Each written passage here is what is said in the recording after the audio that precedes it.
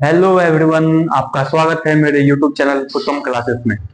तो आज की इस वीडियो में हम देखने जा रहे हैं क्लास 11th की सिलेबस, जो नई एनसीईआरटी द्वारा 2026-27 के लिए जो सिलेबस आई है वो देखने जा रहे हैं क्लास 11th की।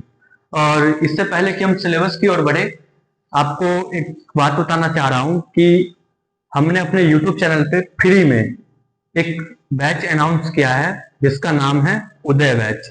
और ये प्लेलिस्ट आपको मेरे यूट्यूब चैनल में मिल जाएगी, जिसमें हम क्लास 11th की सभी सब्जेक्टों की चैप्टर वाइज वीडियोस बनाकर डालेंगे और ये आप बिल्कुल मुफ्त में इसका फायदा उठा सकते हैं। तो अब हम देखते हैं क्लास 11th की सिलेबस। तो सबसे पहले हम देखते हैं राजनीतिक विज्ञान की। राजनीतिक विज्ञान या फिर पोल साइंस, पोल साइंस भी आप कह सकते हैं। इसकी दो बुक है। पहली बुक की नाम है भारत का संविधान, सिद्धांत और व्यवहार। तो इस बुक में केवल 10 चैप्टर्स है। और दूसरी बुक है राजनीतिक सिद्धांत, जिसमें केवल 7 चैप्टर्स है। तो ये 10 और ये 7 में पढ़ने। तो आइए अब हम एक एक करके इन चैप्टर का भी नाम देख लेते हैं कि क्या क्या चैप्टर का नाम है। ठीक है, तो हमारे पहले चैप्टर का नाम है संविधान क्यों और कैसे। इसमें हमें यह पढ़ना है कि संविधान आखिरकार बनाया क्यों गया और कैसे बनाया गया। क्या हमारा संविधान बस हमारे संविधान निर्माताओं ने बनाया या फिर किसी और देश से भी कुछ लिया गया है हमारे संविधान में। और फिर दूसरा चैप्टर है भारतीय संविधान के अधिकार। तो आखिरकार भारत का संविधान जब तैयार हो गया तो इसमें हमारी जनता को क्या क्या अधिकार प्राप्त हुई और कैसे कैसे अधिकार मिले, ये पढ़ेंगे। और दूसरा है चुनाव और प्रतिनिधित्व। भारत का जब संविधान निर्माण हो गया तो इसमें चुनाव का कौन सा मॉडल अपनाया गया और क्या क्या इसके सिद्धांत थे। उस समय हमारे पास मतलब उतने पढ़े लिखे लोग नहीं थे, तो ये कैसे समझ पाते कि चुनाव आखिरकार है क्या। तो ये सब हम इस चैप्टर में, तीसरे चैप्टर में चुनाव और प्रतिनिधित्व में पढ़ेंगे। और हमारा चौथा चैप्टर है कार्यपालिका, विधायिका, उसके बाद न्यायपालिका। चौथा, पांचवा और छठा।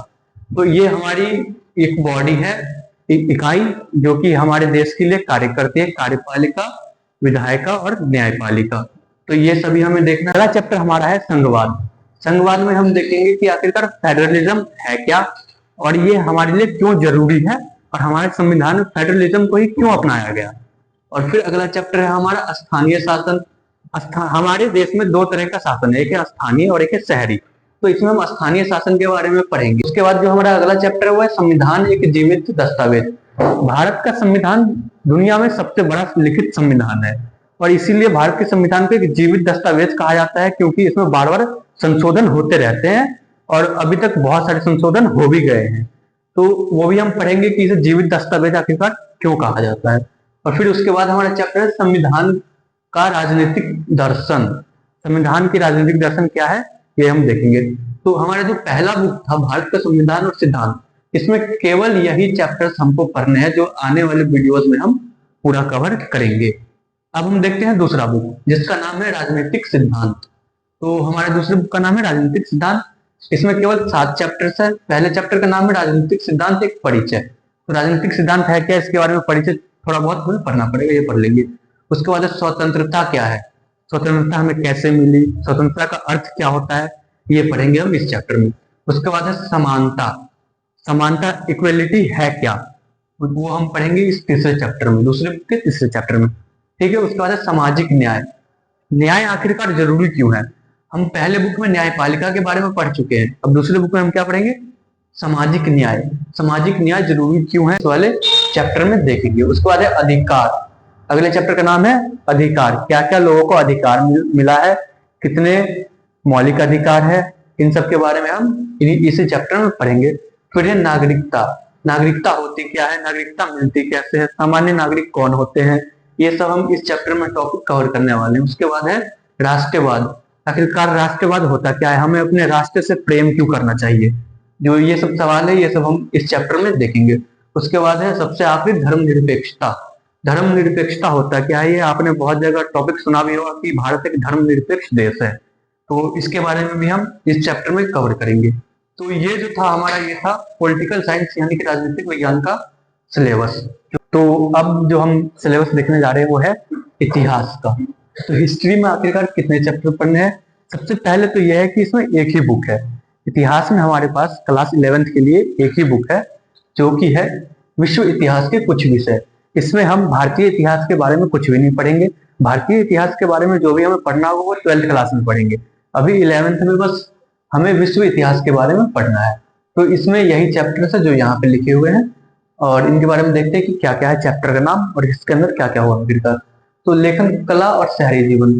लेखन कला और शहरी जीवन, इस चैप्टर में हम देखेंगे कि मेसोपोटामिया सभ्यता की शुरुआत कैसे हुई, वहां पे लेखन कला कैसी थी और कैसे वहां पे सबसे पहली बार नगरों का उदय हुआ था। ठीक है। और दूसरा चैप्टर है तीन महाद्वीपों में फैला हुआ साम्राज्य। तीन महाद्वीपों में फैला हुआ साम्राज्य कौन सा था, कैसे फैला, कैसे इस साम्राज्य का उदय हुआ और कैसे इसका पतन हुआ, इसकी जानकारी हमें इस चैप्टर में मिलेगी। उसके बाद है यायावर साम्राज्य। यायावर साम्राज्य, आप सभी लोगों ने चंगेज खान का नाम सुना होगा, तो पूरी चंगेज खान की जीवन हमें इसमें ही पढ़ना है। यायावर का मतलब होता है घुमक्कर, घुमंतु। ठीक है। और उसके बाद है अगला चैप्टर तीन वर्ग। यूरोप में उस समय में तीन वर्ग थे और तीनों वर्ग के बारे में हमें पढ़ना है कि तीनों वर्ग के कार्य क्या थे, क्या क्या करते थे, किस हिसाब से सामाजिक श्रेणी में बटे हुए थे। उसके बाद है बदलती हुई सांस्कृतिक परंपराएं। आखिरकार यूरोप में कैसे नई नई संस्कृति आए, कैसे बदलाव हुए, इनके बारे में इस चैप्टर में हम कवर करेंगे। उसके बाद है मूल निवासियों का विस्थापन। मूल निवासी होते क्या है और उनका विस्थापन क्यों किया गया। और अगला चैप्टर है आधुनिकीकरण के रास्ते। आधुनिकीकरण के कौन कौन से रास्ते हैं, कैसे हम आधुनिक बन सकते हैं, इसके बारे में हम इस चैप्टर में पूरा जानकारी लेंगे। तो ये था हमारा इतिहास का सिलेबस, जो कि बस यही है, इतना ही हमें पढ़ना है, इसके अलावा इतिहास में कुछ भी नहीं। अब हम आगे देखते हैं भूगोल का। भूगोल यानी कि ज्योग्राफी। तो भूगोल में हमारे पास दो बुक है। पहले बुक का नाम है भौतिक भूगोल के मूल सिद्धांत और दूसरे बुक का नाम है भारत भौतिक पर्यावरण। भारत और भौतिक पर्यावरण। ठीक है। तो पहले बुक का जो चैप्टर है वो हम देखते हैं, भूगोल एक विषय के रूप में। तो पहले चैप्टर में तो हम यही जानेंगे कि भूगोल एक विषय के रूप में है क्या, भूगोल का अर्थ क्या है, यही सब इसमें हम समझेंगे। दूसरा जो चैप्टर है उसका नाम है पृथ्वी और उत्पत्ति एवं विकास। पृथ्वी की उत्पत्ति कैसे हुई, पृथ्वी का विकास कैसे हुआ, इसके बारे में हम इस चैप्टर में, दूसरे चैप्टर में डिस्कशन करेंगे। तीसरा चैप्टर है पृथ्वी की आंतरिक संरचनाएं। पृथ्वी की आंतरिक संरचनाएं, कितने लेयर में पृथ्वी का विभाजन है, वो हम देखेंगे इस चैप्टर में, पृथ्वी के आंतरिक संरचना में। ठीक है। अगला चैप्टर है महासागरों और महाद्वीपों का वितरण। आखिरकार कितने महासागर है, कितने महाद्वीप है, ये आखिरकार बने कैसे, इनके बारे में जो भी जानकारी है वो हम इस चैप्टर में देखेंगे कि महासागरों का और महाद्वीपों का वितरण कैसे हुआ। ठीक है। अब है अगला चैप्टर भू आकृति प्रक्रिया। भू आकृति, भूमि जो है वो कैसी अपनी आकृति बदलती है, इनकी प्रक्रियाएं क्या है, इसके बारे में हम इस चैप्टर में देखेंगे। उसके बाद है भू आकृति तथा उनका विकास। भू आकृति लेने के बाद, आकृति, भूमि को एक आकृति मिल जाती है, उसके बाद उसका विकास कैसे होता है, इसके बारे में हम इस वाले चैप्टर में पढ़ेंगे। उसके बाद है वायुमंडल का संगठन तथा संरचना। वायुमंडल की जो संरचना है वो कैसी है, कैसे संगठन है, उसके बारे में हम पढ़ेंगे इस चैप्टर में। ठीक है। अगला चैप्टर है हमारा सौर विकिरण, उष्मा संतुलन एवं ताप। तो ताप क्या होता है, उष्मा क्या होता है, ये सब हम इस चैप्टर में पढ़ेंगे। ठीक है। और उसके बाद हमारा चैप्टर है वायुमंडल, परिसंचार तथा मौसम प्रणाली। मौसम प्रणाली कितने प्रकार की होती है, मौसम के बारे में आप लोगों ने पहले से ही पता ही होगा कि मौसम कितने प्रकार के होते हैं, इसमें मौसम प्रणाली क्या है ये हम देखेंगे। ठीक है। अगला चैप्टर है उसके बाद हमारा वायुमंडल में जल। आखिरकार वायुमंडल में जल की उपस्थिति कैसे होती है, जल होता क्यों है वायुमंडल में, इसकी जानकारी हमें इस चैप्टर में मिलेगी। ठीक है। विश्व जलवायु एवं जलवायु परिवर्तन, ये था हमारे पहले बुक का चैप्टर जो कि है भौतिक भूगोल के मूल सिद्धांत। ठीक है। और इसके बाद हम अगला बुक देखने जा रहे हैं जो कि दूसरा, इसका नाम है भारत भौतिक पर्यावरण। ठीक है। इसमें हम भारत की पर्यावरण संरचनाएं के बारे में पढ़ने जाएंगे। तो इसमें केवल यही चैप्टर्स है, जो 6 चैप्टर यहाँ पे लिखे गए हैं, इसके अलावा और कोई भी चैप्टर नहीं पढ़ना। तो इसमें हम पहला चैप्टर देखते हैं भारत की स्थिति। आखिरकार विश्व के मानचित्र पे भारत की स्थिति कौन सी जगह पे है, वो हम इसमें देखेंगे पहले चैप्टर में, भारत की स्थिति में। दूसरे चैप्टर का नाम है संरचना तथा भू आकृति और विज्ञान। ओके। और तीसरे चैप्टर का नाम है अपवाह तंत्र। चौथे चैप्टर का नाम है जलवायु। भारत की जलवायु कैसी है और जलवायु होता क्या है, ये हम इस जलवायु चैप्टर में पढ़ेंगे। चौथे चैप्टर का नाम है, पांचवें चैप्टर का नाम है उसके बाद प्राकृतिक वनस्पति। प्राकृतिक वनस्पति कितने प्रकार की होती है, भारत को वनस्पतियों का देश कहा जाता है, यहाँ पे बहुत ही अलग अलग प्रकार की वनस्पतियां पाई जाती है इसीलिए। ठीक है। तो ये भी हम इस चैप्टर में देखेंगे, भारत की प्राकृतिक वनस्पति आखिरकार है क्या। और उसके बाद हमारा लास्ट चैप्टर है भूगोल का प्राकृतिक संकट तथा आपदाएं।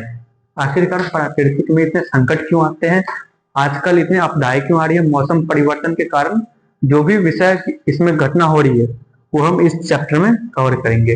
तो ये था हमारा सिलेबस ओवरऑल क्लास 11th का, जो हमारा मेन सब्जेक्ट है पॉलिटिकल हिस्ट्री और ज्योग्राफी उसका। ठीक है, अगर आपको यह वीडियो अच्छा लगा हो तो कृपया करके मेरे चैनल को सब्सक्राइब कीजिएगा, लाइक कीजिएगा और अपने दोस्तों के पास शेयर कीजिएगा।